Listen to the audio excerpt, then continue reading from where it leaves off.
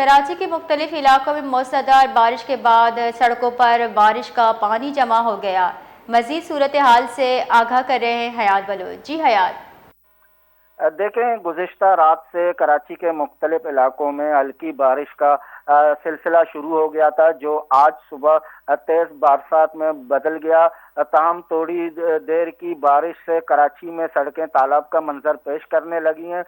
بارش کے باعث شہر کے کئی نشیبی علاقے زیر آب آ گئے۔ بلدیہ ٹاؤن ہب ریور روڈ پر پانی جمع ہونے سے عوام کو مشکلات کا سامنا ہے۔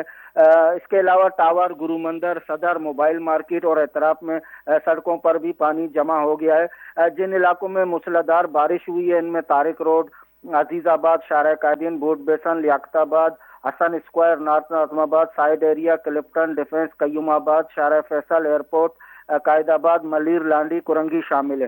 بارش کے باعث مختلف علاقوں میں ٹریفک جام ہونے سے گاڑیوں کی لمبی قطاریں لگ گئی ہیں اور ساتھ ساتھ مختلف علاقوں میں بجلی بھی غائب ہو گئی ہے۔ جی بہت بہت شکریہ حیات۔